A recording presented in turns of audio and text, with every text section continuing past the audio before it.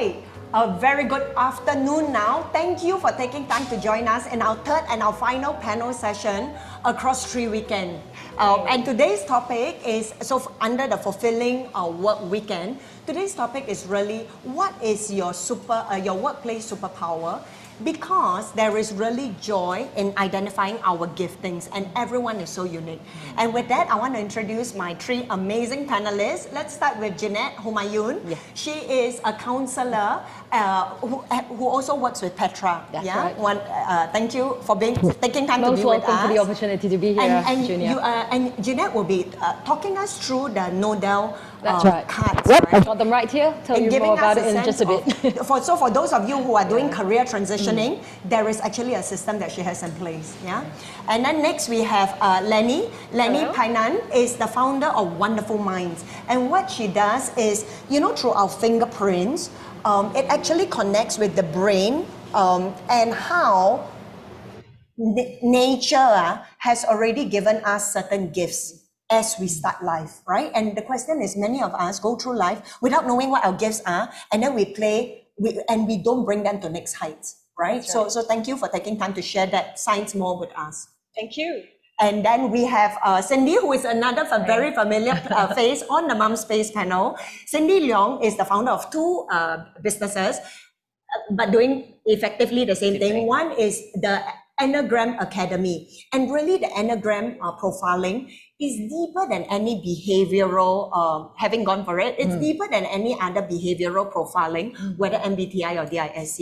It really looks at your worldview. And so often our worldview is important because we view our world through lenses that we're unconscious of. And the more we're conscious of, so for example, if I think, okay, this is pink color, I realize, everything is in a tinge of pink. And then I can remove it to then put on different lenses. Yeah. And to understand, leading to the second one, the relationship studio, to understand how my partner sees something else, or my colleague sees something else, or even my children. Why are they behaving like that? And seeing just through my pink lenses will never connect us. It's when I put on the green lenses that I'm like, oh wow, everything makes sense. Now I see, now I understand. So with that, let's bring so please type in your questions as we start the conversation. So Jeanette, I want to start with you. You use the Nodals tools to help individuals identify 2 things, specifically their values and their motivators. If you can just share a little on how, an overview of how it works. Happy to do that. Okay, so you see here, it's just like you would have your Monopoly cards or Uno cards. So this is a kind of an exercise that I used to do with my students when I was a lecturer at the Polytechnic for 11 years as an education and career guidance counselor. So first up is career values. Okay, so what happens is there are a bunch of 54 cards, and it kind of really helps you to dig deep within yourself to kind of identify what's important to you. So it's ranked from always valued all the way to often valued, seldom valued, to never valued. So it's there's a thinking process, where it could be a student who's trying to identify which university course he's better suited for, or a working adult who then finds that I think I'm in a job with a horrible job fit and wants to jump out, or someone who's been like now looking for mid-career switch or even post-retirement, right? To really then identify what clicks, and then what would be a role that's in better alignment. So what's important for them. So what I'm hearing is it's a deck of adjectives. That's right. And even then there is a scoring system. And the scoring system comes from most all the way to least, right? That's right. 5 different. That's right. Wonderful. Okay, so examples would be things like, okay, it's important for me to be in a job with advancement or recognition, or somebody else might put down creativity, for example. So that's just to give you an example. The other one is motivated skills, and this one is more the nitty-gritty things that you like to do, things that you absolutely delight in doing, all the way to things that you strongly dislike doing. Got it. And then we would rank that again in the order of competency, things that you're highly proficient in, okay, somewhat competent, to like lacking in proficiency. Wonderful. And that is again to identify like areas to develop, for development and things like that. So it looks at values and then motivators. That's right. Yeah. Okay. And for you, Lenny, what you do is the science of neural mapping, right? Can you share with us a bit about why, how it helps me identify my innate multiple intelligences? Right. So neural mapping, as you guess from the word neuro, it means brain. So it means brain mapping. Yes, every one of us has our own brain map. So from the brain map, we understand naturally where each person's or child's strengths are and the not so strong areas, because each of us, we need to work together with others. My strengths covers your weakness and your strengths covers mine. And so we look at fingerprints, not because of fortune telling. I just want to clarify that. Fortune telling is from the palm lines, and our palm lines change every 3 to 6 months. So I jokingly say that's why fortune tellers make a fortune. You want to listen to the same story twice, right? So our fingerprints, where the nerves meet to push up to form one line, is traced back to the brain. So from the brain, we can tell each person's multiple intelligence and therefore work with our intelligence, how we process information, receive information, how to communicate more effectively with others. And once we understand our strengths and also weaknesses, then our career progress is a lot smoother. So when you talk about multiple intelligences, would it be Howard Gardner's, you know, because he has 11, or do you measure more? Right. So for Howard Gardner, he started with 9 and then, you know, and then 8 intelligence, 9, 11. And then 11 yes. now. Yeah. So for our report, it's 16 multiple intelligences. So it's actually a US patented report, right? Yeah. So we've got from Harvard University. And so from the 16 multiple intelligence, we can even tell whether this person has some innate leadership qualities, and also in terms of their concentration, how's their EQ-like emotions, right? And we get a glimpse into their mental health as well in terms of what they're more vulnerable at, and therefore how to provide more help. Wow, it sounds like it covers quite a few things, huh? From like not just my intelligence, but also my adversity quotient, so to speak, right? When Exactly. we talk about, Yes, because for some people, naturally they're very sociable, very helpful, very nice in the workplace. Now, nice is great, but too nice is a problem. Okay, so they tend to get bullied. So then how do you work around that? And then for others, you know, they tend to suppress their emotions, take and take and take, long suffering. Yes, long service award, you know, in the industry, in the same hotel, same company for 52 years and counting, right? But then how are their emotions like? So that's one area. Then you have leaders who, for example, they're very good in managing the tasks, but when it comes to people, they may need some help in leading and guiding people or managing them. and you can tell all this just from fingerprints. Yes, that's right. Yes. Sounds like, okay, so later we'll have the nature-nurture conversation. Sure. And as of now, right, Cindy, so I want to ask you, how is Enneagram, in just the worldview, right? Yeah. How is it different from any other profiling tool? Oh, I think when it talks about worldview, it's really very different because it goes into the why behind why we behave, right? Our behavior. So basically, different Enneagram types, they may behave in the same way, but for different motivation. Wow. And due to different fear. Yeah, so when we Give talk, us an example. okay, so for example, we learn in DISC, right, high D dominant, right? So someone may talk pretty loudly, okay, to dominate a conversation, but why are they doing that? So under the Enneagram, there are different motivations. Some, they just want things to be done quickly. So it's nothing personal, it's just to get things done quickly. So Efficiency. efficiency. So that's what they value. And that's that. There will be other types that when they're doing it, it's because they're trying to show their power, that they're in control. So, and it's also sometimes that when they lose control, they speak even louder. They become even more intimidating. So basically, they may be feeling vulnerable, but they're not showing it. They're doing the exact opposite. So the thing is, then there will be another type, which is like your type, right? So when things gets boring, then you just want something different. So you say, okay, I'm getting out of here. I'm trying new things now. Bye. And so you might want to express yourself a little bit more because you just want to try something new and you want to sell an idea that, hey, this is really more fun. This is really better. So it's different motivation, but similar behavior, right? And many a times, we do get people, if you were to just look at traits itself, to type someone, you might really type somebody wrongly. You've got to really go deeper into that motivation and understanding what is their greatest fear. So motivation, fear. So that's that equilibrium. I love what you talk about going deeper to identify the why. Because so quickly, right, we tend to map two externally similar behaviors, same, right? But it's never the same. There could be multiple reasons and different nuances of the different whys they're doing it. And I think understanding it also gives us control back. Because no longer am I being led by efficiency. Everything must be efficient. But I'm able to hold back and say, why? Let's stop. What else can I consider? Now is not the time to be efficient. And can I just wear another hat, right? And can I be with it? Yes, exactly. So the versatility that comes from being able to truly connect with another human being is so much deeper. Yes, because if you don't know the why, then you wouldn't know the how.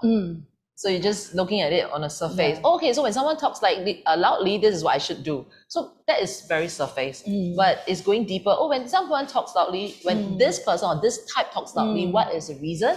And then what would be my reaction, appropriate response? Yes. Yeah. And then it's so different because I think when the person who's speaking loudly gets their need their need being met, then it diffuses the situation. And it could be for a whole host of reasons, right? So to identify it and then to respond accordingly. Yes. We'll have more stories to share later. Okay, wonderful. And then for Jeanette, so I think moving on to identifying my superpower, right? Okay. If we talk about motivation, how do we identify our motivation?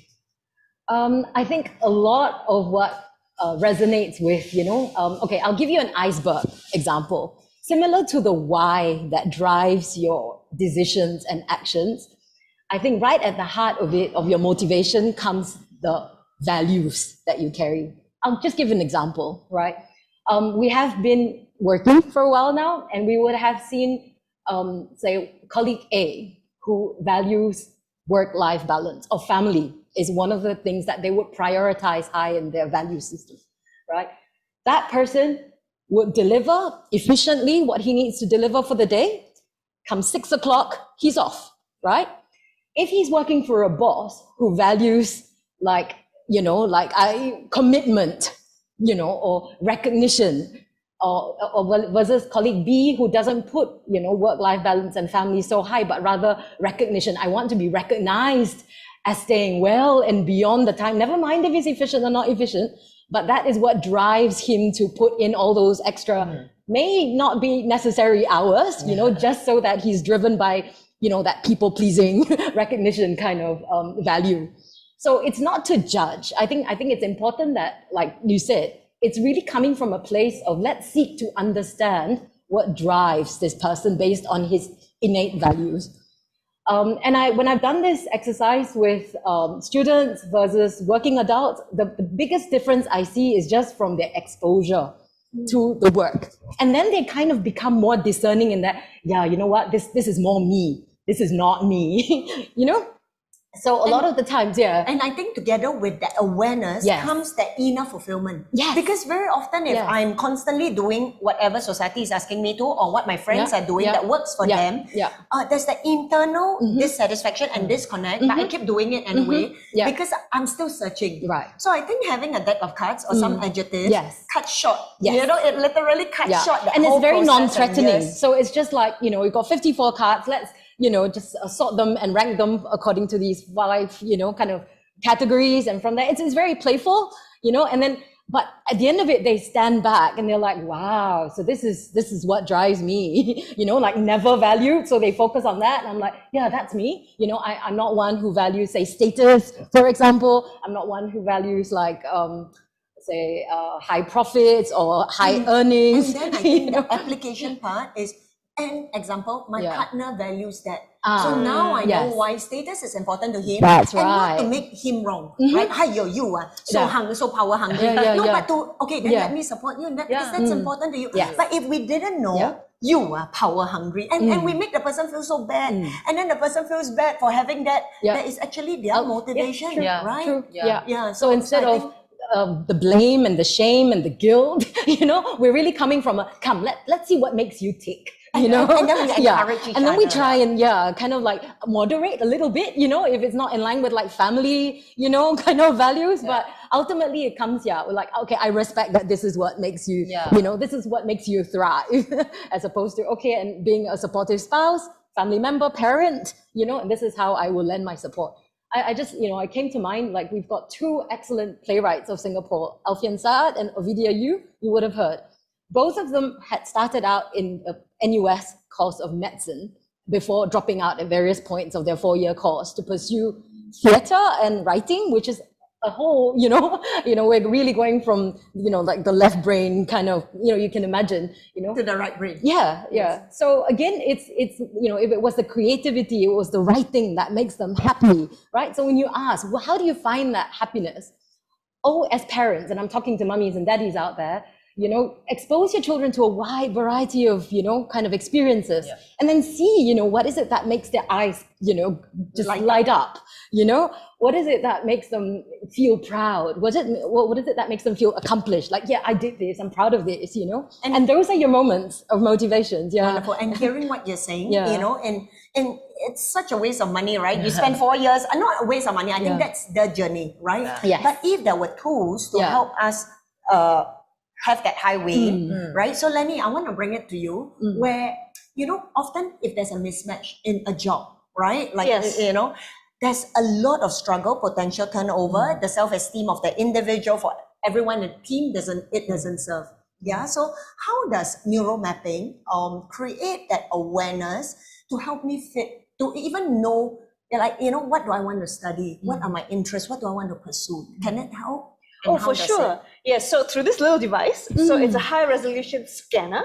So all we need is to be able to scan, right? And then we can have a 22-page report. So it's a very comprehensive report, right?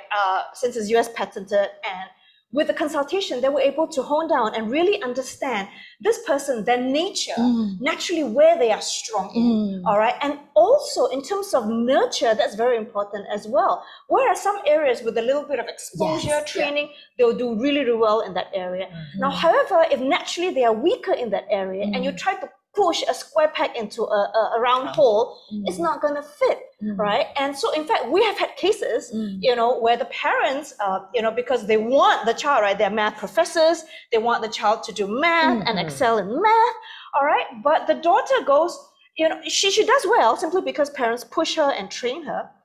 And then from the report, it shows that, interestingly, math is not her strongest area compared to other parts of the brain. So in the end, she said, okay, I will do math and go into math over my dead body. Wow. Right? And then we have another one, all right? The parents want her to go into chemistry. Okay, so she got the chemistry degree back, and then she passed it to the parents and said, this is what you want. It's for you. It's for you. And I'm off, and she went flying as an air stewardess. All right, because her dream is to fly from air stewardess, then maybe someday pilot. So we have, you know, more and more girls, women who want to be doctors, who want to be pilots.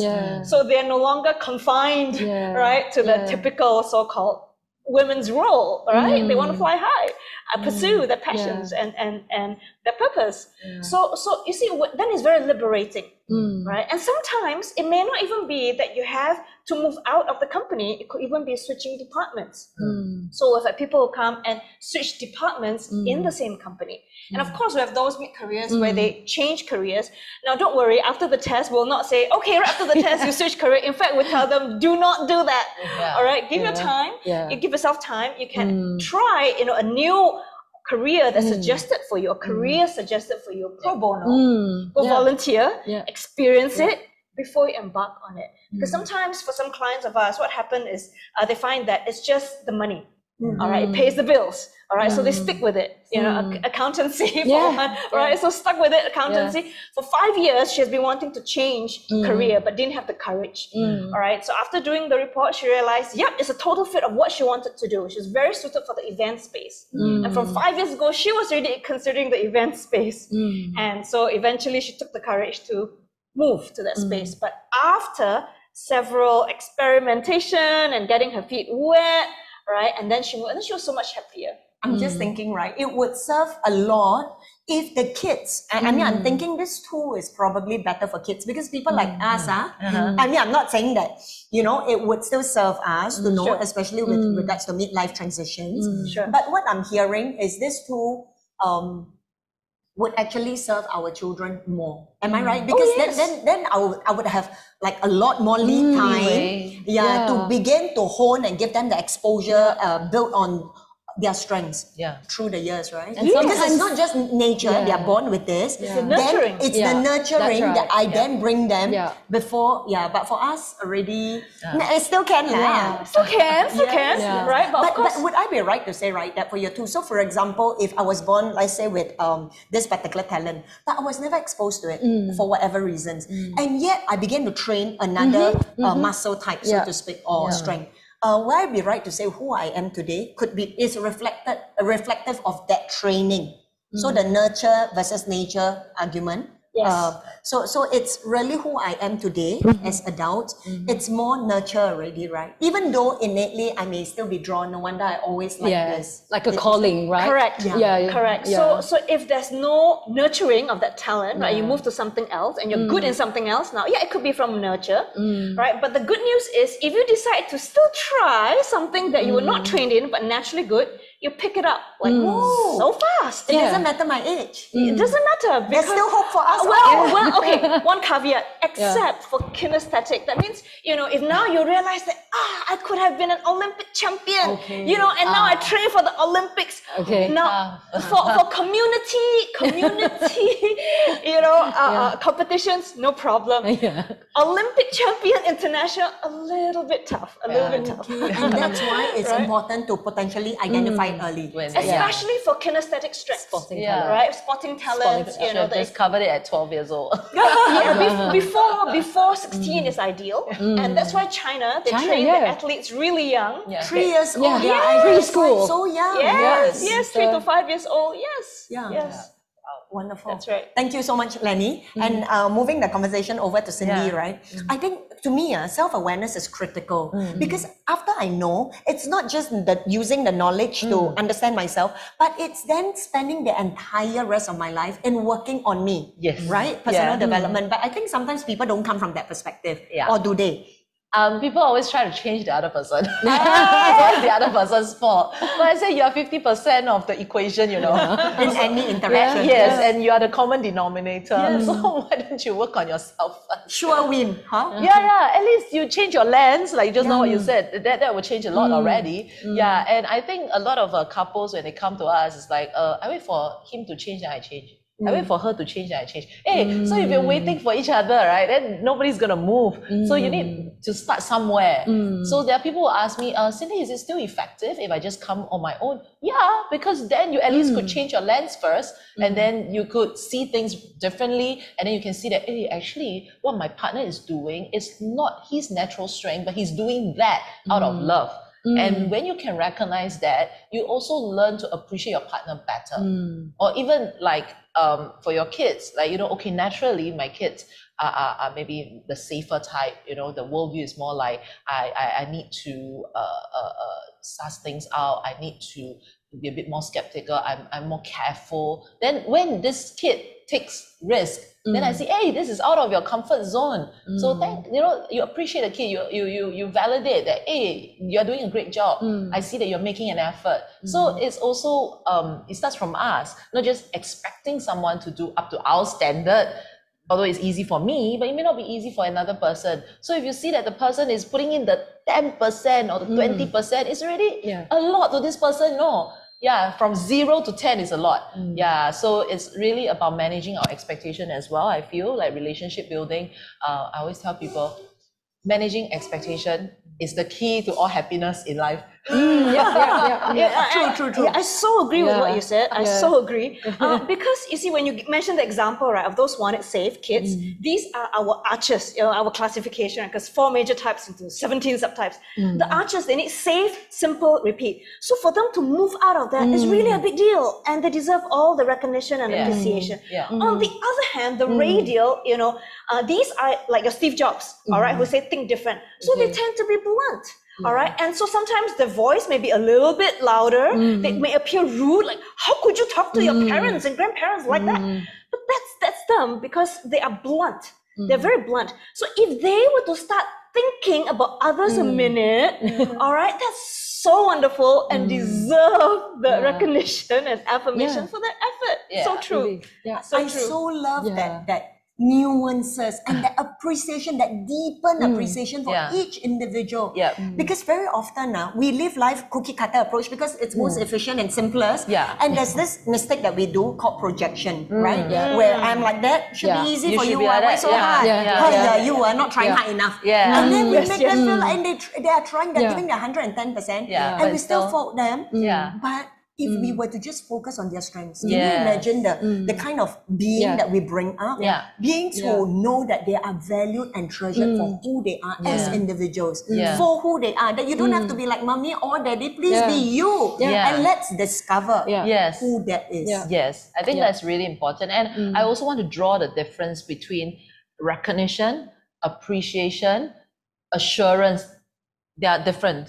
Recognition is, my kid is really good, come clap, perform. So recognition is in front of everybody. But not every kid like that. They feel even more anxious doing that. When you do that. You set the bar high. And Or even for their type. they don't like to be in the limelight, but they want assurance. Like, hey, just want to assure you, you're really doing a great job, and nothing is screwing up. It's great. Everything is safe here. So it's really the assurance.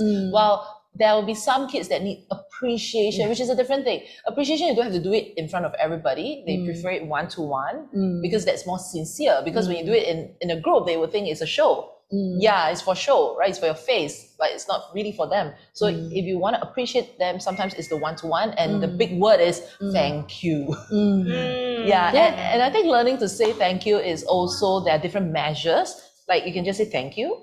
But there's many other ways to say thank you where if you know the person is putting a lot more effort than usual, you may want to beef up that thank you to Thank you! even more.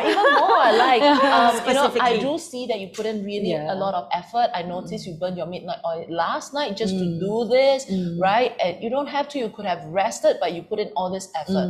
I really appreciate your effort.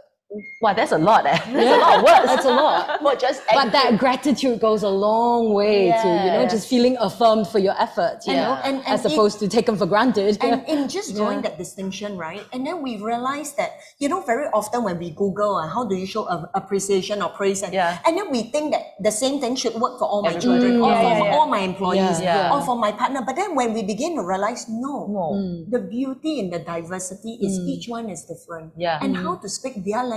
So my good intentions have the desired outcome that I want. Not like I praise you. I remember my daughter, my number 2. It was her birthday, right? So we happy birthday to you. We sang a birthday song. She cried, she screamed, she ran away. And for the life of us, we didn't understand why. But I think in just understanding whether it's the Enneagram type or whether it's even from fingerprints or even understanding who they are, their motivations, I think it helps us understand. Okay, she doesn't like loud noises. She doesn't like to be in the limelight. And to honor her, then what do you want next time? Do you even want a birthday song? Right? Because for the longest time, I've told my husband, I don't want a cake. I don't need a cake. And he insists on getting a cake. But to me, I'm like, why a cake? Because it's tradition. I'm like, okay, then you buy the cake you want and you eat. I don't mind about a cake. Exactly. But when, I think there was one birthday, right, with celebration where he got a brownie. I was like, wow, I like brownie. So it's different. Or even just porridge, but with a floating candle. That's something that to me, wow, you made the effort, but you keep insisting on buying cake every year. Then just, it's very different. But I think when we understand each individual, right, it's not just that awareness for me, but it's also that we begin to bring each of them to the fullness of who they were meant to be, their potential. We unleash it for them in the caregivers that we are. So I want to talk about application now. Totally. So Jeanette, do we look at the intersection of values and motivation for that sweet spot? Okay. I think I will begin this with maybe a preface with some statistics. There are some statistics that only 3 in 10 employees are engaged at the workplace. It's true. It's true. If you really look at that staggering statistic of what are the other 7? Totally, disengaged, like Or they're there, but they're semi-engaged. not. Yeah, Or that's right. I mean, not totally like thriving, right? They're just there like plodding along, it's like dragging themselves in. It's quite sad, that these 7 out of 10 are not really being tapped into their fullest potential, right? So that's where the motivation and what is it, the values and what is it that you are totally, delight in doing has to find that sweet spot. And we call that the sweet spot of motivated skills or transferable skills. They can be things that you absolutely enjoy doing. Like, for example, I am a high I. Okay, I love like talking, influencing, people, relations and things like that. But I started my career as an accountant. So I knew very early on that just because we were of the era where the parents' traditional idea of a professional career was either law, medicine, engineering, or accountancy, and that's how I started my career. Yeah. And I literally walked the journey of that misfit, that disconnect from, I don't think this is what I'm supposed to, these are not my strengths, number crunching. And it used to burn me out. I tried my level, and again, my value was one of helping, community level. At my peak, I wanted to do a switch to social work, which is totally off. But then someone along the way said, no, I think training in development in the nonprofit sector is your call, and I went into that and then found my calling in teaching. So this is it. I'm happy to use my own personal painful start to my career to have actually stumbled along to discover what are my strengths, my God-given talents, and then I've seen myself grow happier, more fulfilled. The job satisfaction is a given. I've left teaching for a year plus now, but I still miss the classroom, which means it was something that I really had a knack for, so I'm still trying to get back into training, but more counseling now, more one-to-one. So yes, I totally, believe in that, that engagement, at the workplace is only possible when you get that sweet spot of what is it? The values you stand for in alignment to the work that you're in, one of education for me, one of community service, one of supporting an individual in their life journey. And as opposed to things that my skill sets, which I'm good at, which is counseling, mentoring, teaching. And then I think what opens up is there's a variety of different things, because just because my value is, for example, community work, it doesn't necessarily mean it's just social work or these few types, right? Because it matches against other motivations, and then and then everything just opens up a lot more. The match is is much tighter. And thank you. So Lenny, I want to ask you. So if let's say I do fingerprint, okay. Back to your question, I do fingerprint, but my, or maybe my kid, I do, but my partner never do. What if I'm aware of my strengths, but my partner doesn't want to? Does it impact, the relationship? What do you have to say about that? Well, of course it does have an impact, right? As we always say, especially for moms, when they do the reports for the kids, it's wonderful because you understand the child. But that's only half the equation. The other equation is yourself. What about yourself, right? And your strengths and your weakness. So for example, we had this one mom who did the report for the son because, his math was terrible, right? She said, then we did the report and realized that, mom is really strong in math, but for the child, it's not. So every time mom breathes down his neck, even through the tutor or whatever, it's very traumatizing for the child. So once mom recognized that and let go, just ease up and let go more, he started to improve more, right? So of course, if our spouse can understand and know our report, that's fantastic. That's wonderful, right? If not, as a start, I think it's so vital that we understand ourselves first. When we understand ourselves, we can then communicate more clearly what is it that we need, what is it that we want. They may not get it straight away. We need to take deep breaths and understand them. All right, or you could just stick the fingers in when they're asleep. That's another idea, and then voila, you have it.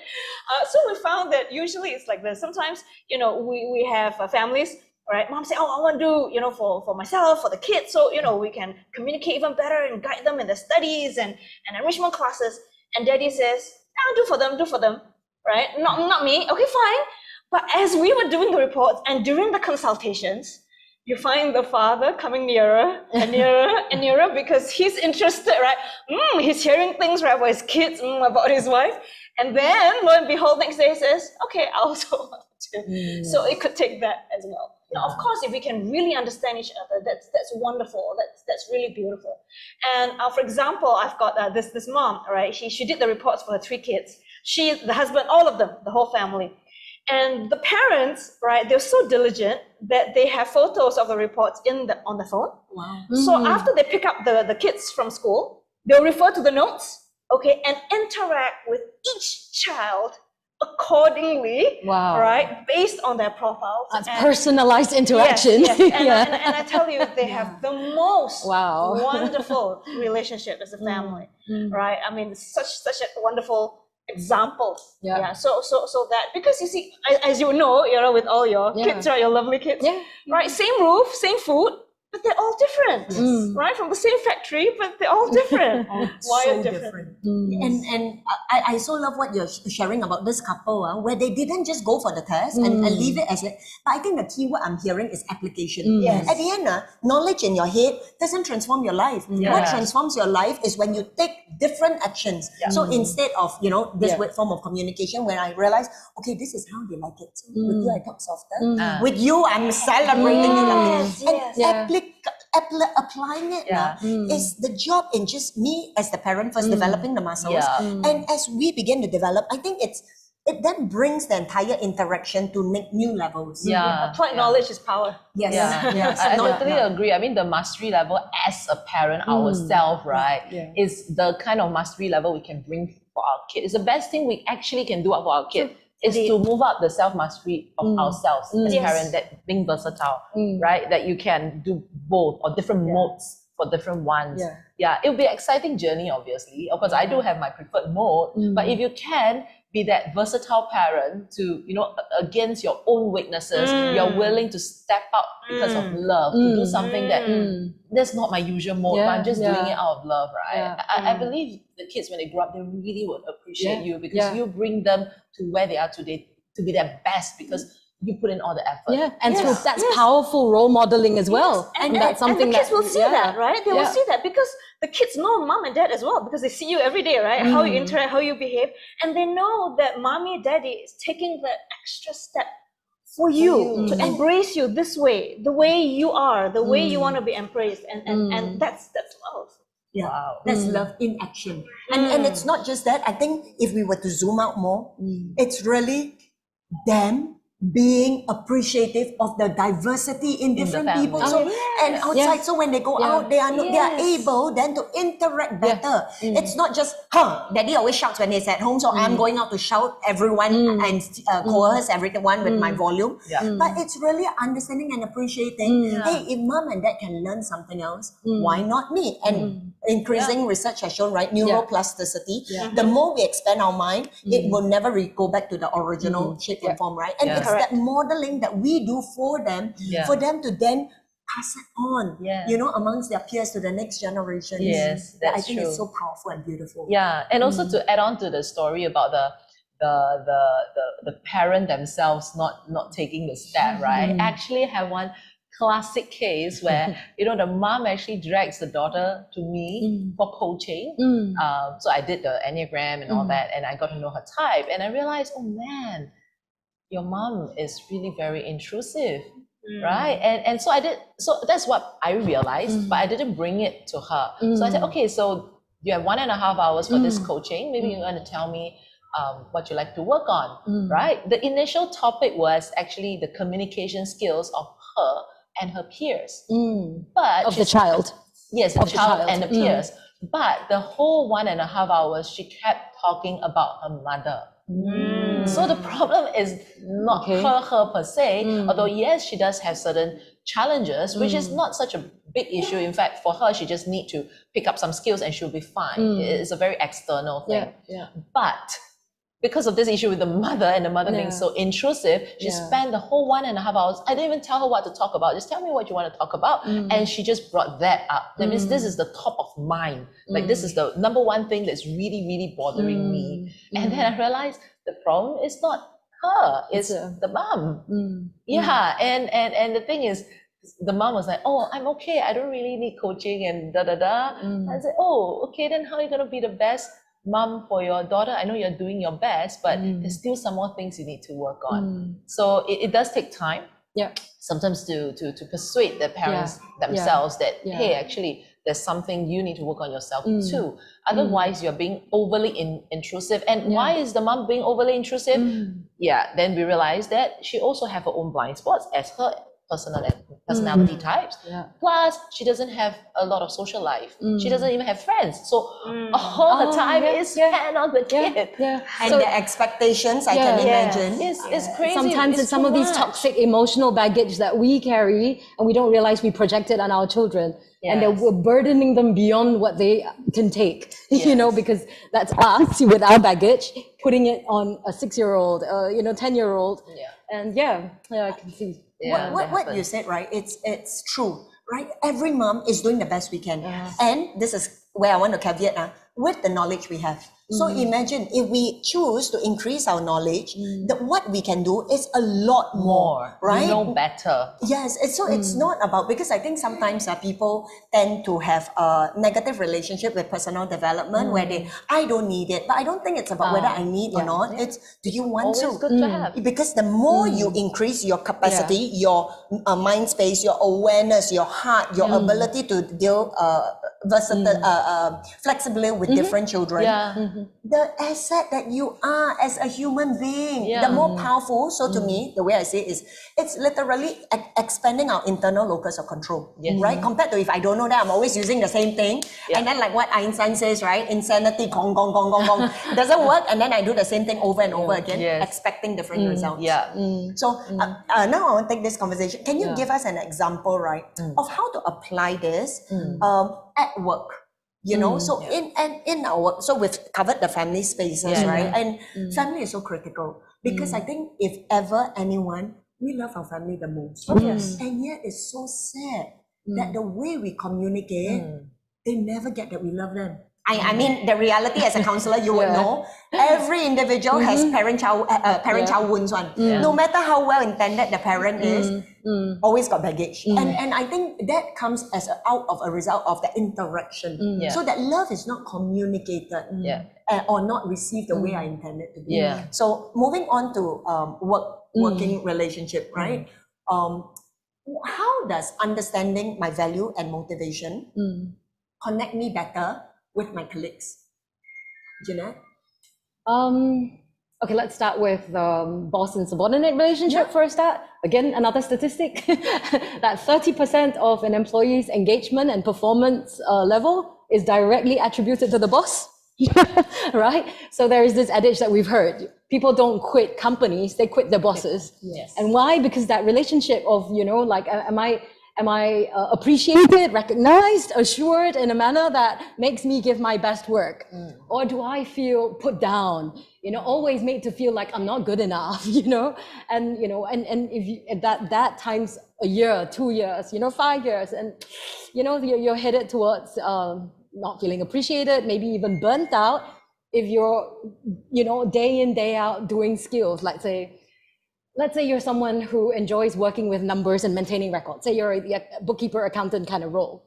And then you're forced in a role now to, do sales, hit KPIs and targets when you're really quite happy just, doing your own individual contributor kind of role. So this kind of, so again, when you don't quite know where you're, what are the skills that you absolutely enjoy doing, plus what are, and which are those skills that kind of intersect with those that you're competent in, you end up heading towards a burnout.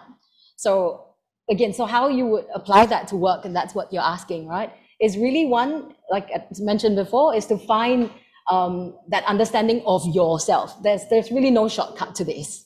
You can't change the boss, you can't fix the boss.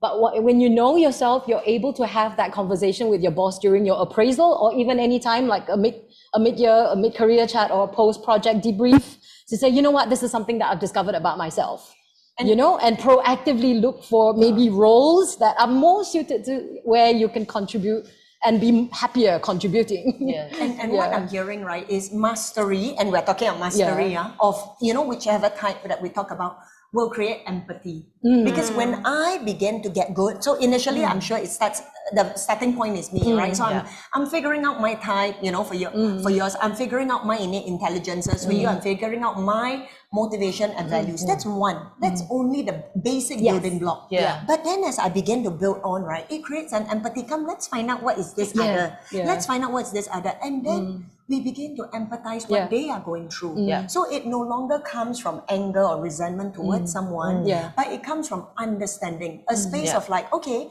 with my increased self-awareness, how can I now put on your lenses for you, look at the same situation through different lenses, and then reconcile us, right? And I think that's a very powerful collaborative skill to have. And it first starts with us. So the sooner we start, the better. The more I speak with you, right? The more I'm convinced that the earlier and the more self-awareness we have, you know, the more powerful we are. Because then we understand different spaces, how to speak their language, and mirroring, right? Mirroring is one of the others. That's right. If like, fastest way to make someone like you, you know, right?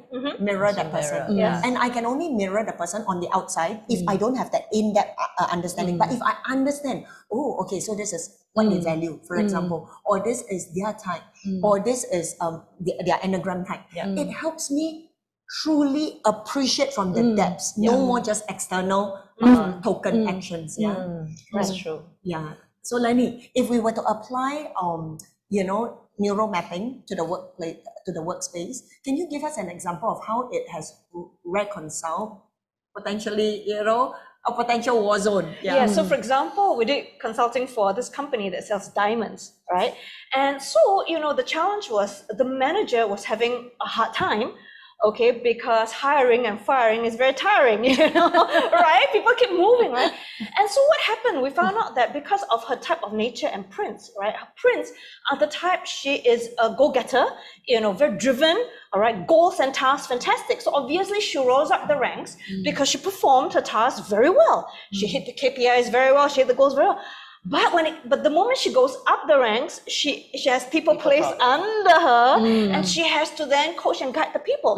But because she's very task oriented, she belongs to the camp that says, "Oh, you're sick, better give it to me first. You know, then you go for sick. You know, instead of the other type that goes, "Oh, you're not well. Oh, you recover first, then you give it to me," right? So then, of course, people leave, right? So then she has to learn that, hey, in the meantime, get a bit more HR help, you know, engage HR a bit more, or within the team, who are the more people person, all right? And then she herself may need to be a little bit more empathetic, because otherwise, if heads keeps getting chopped off and nobody sews them back, then you turn around, I have a ball here, I want a big contract and a project, I turn around, no one, oops, right? And sometimes, as we know in companies, right, it's not so easy to get the right resource in the first place and train the resource to be able to handle. Right? So that in understanding your teammates, what they value, that's important. And also, you see, some people, they're more auditory. So the moment you use words that are a little bit to you, you just raise your tone a little bit. To them, it's like, oh, you're angry. But you say, no, I just want to clarify. But then they feel hurt because they're more auditory. All right. And some people, they need visuals. All right. For example, like symbols, pictures, colors, charts. That's how they receive and remember information. So you could tell them 100 times and it's just win by the ear. It won't go in. You get frustrated, they get frustrated. And some people need the fist bump or the tap or the hug. You know, of course, during COVID times right now, it's a bit hard to do that, just more fist bumps. But they need that. Right, that's how the information gets anchored, and then they can do better. So when we understand there are these tools that can help us manage our work relationships better, the company's efficiency, you know, will increase so much more. Then there's a lot more human resource efficiency. There's so much, right, in what each of you are sharing. I'm just thinking, so for example, understanding even your learning types or how you want, I could go in and just, hi, Cindy, and then for her, it's words. For you, I just tap you. For you, it's probably buy you lunch. You know, it's so different. And when we, instead of buying everyone lunch all the time, and only one person gets I don't really need the lunch. What a waste of my time, right? Doing your lunch, I will just want to get my job done. I won't go back to my goes back to your birthday cake. You know, but when we can begin to be so customized in our interactions with individuals, I think that really brings connection to the next levels. Yeah. So Sandy, I'm sure you have got stories. If you can just share one with us at a workplace, how a horrible situation was diffused. Okay. I mean, there's a lot. Okay. You know? So there is a typical situation where you have a Enneagram Type 8 boss, right? Which is a challenger. So challenger is like Lee Kuan Yew. Okay, kind of, loud, fiery, and sometimes, of course, if they are lower mastery, they don't listen well, they bulldoze their way, right? So for us, in especially Asian culture, we are more polite. We are more of a yes man. We don't fight with our boss. We don't stand up and say, boss, you're wrong. We don't do that. So in over here, there's like 30% who are the peacemaker type, which are more compliant, more, okay, yes, man, and okay, what you want me to do, I go with the flow, right? But for this type of boss, they may not like this kind of behavior.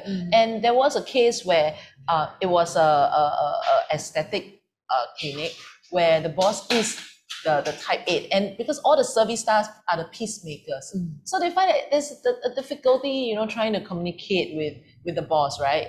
And during the team bonding, we had a team bonding, and the boss was like, being my type, I like it when people tell me I'm wrong. And then everybody was like, shock. Really? Yeah, because it shows that you care, you bother to give me constructive feedback, and it helps me to improve. But you must be constructive lah. Yeah, as opposed to the yes man. Exactly. Yeah. So you say, it must be constructive. If not, you die.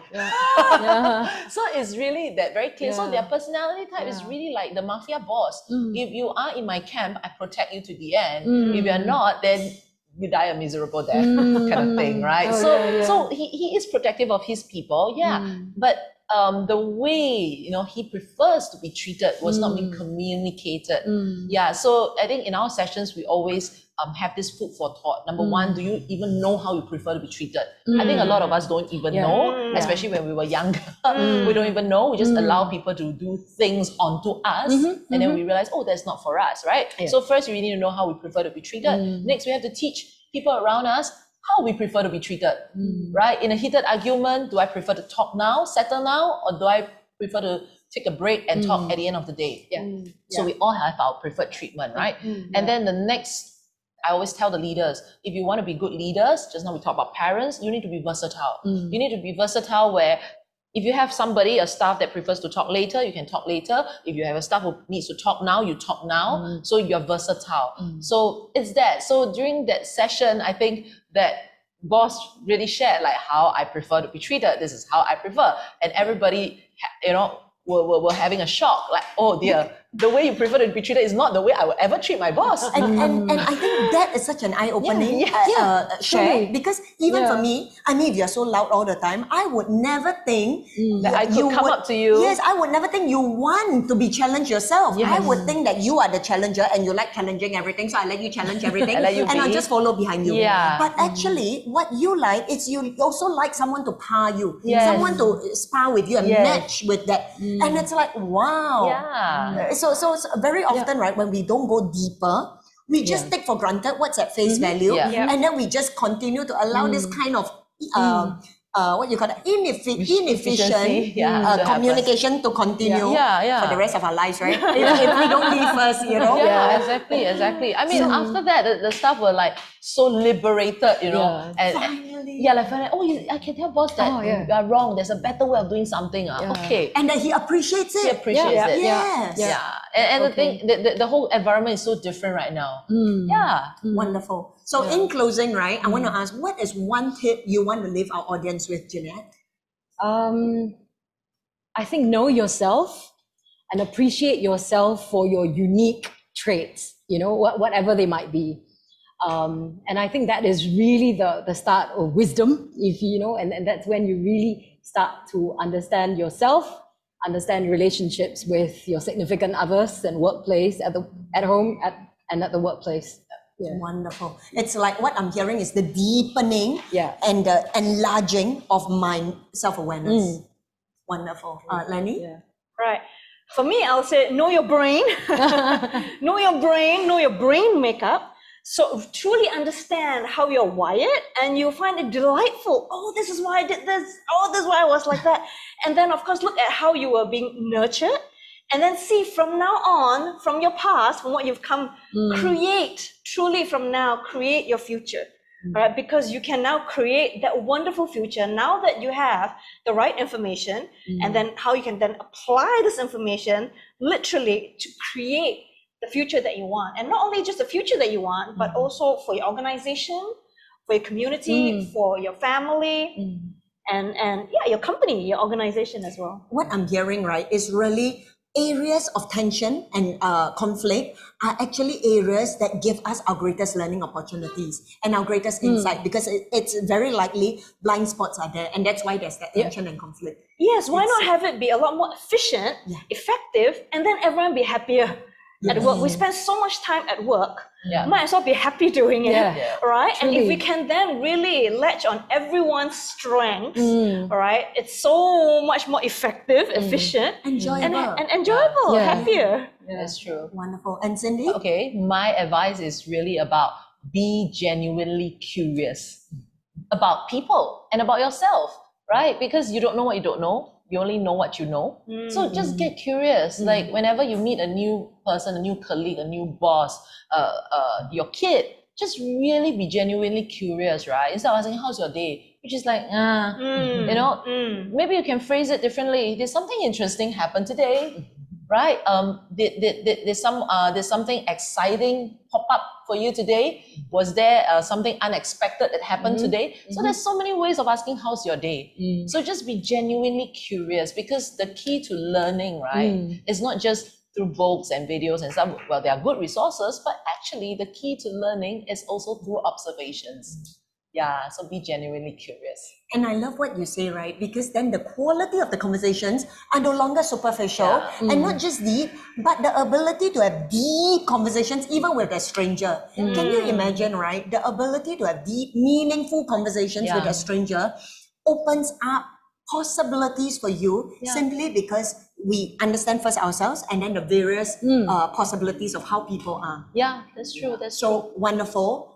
Thank you so much, ladies. So it was a thoroughly enjoyable session, because I think what the panelists have done is really shown us how little we know. And like what they say, knowledge, right? The more we learn, the more we realize we don't know. And then let's enjoy the entire process, right? Let's enjoy the entire process of, the key word to me is application. Because it's not how much head knowledge we accumulate, but how much muscles we develop and how much connections truly we make that increase the quality of our life. So I trust that the Fulfilling Work Weekend has been amazing for you. This concludes our 3-weekend session. We will be putting the recording of each session up onto our Facebook page. So please like, share it with friends, with as many people. If you found any of the sessions interesting, look through them. And with that, we thank you from Mom Space. And for that, until then, we see you soon, and you have a blessed Christmas. Bye-bye. Bye. Bye.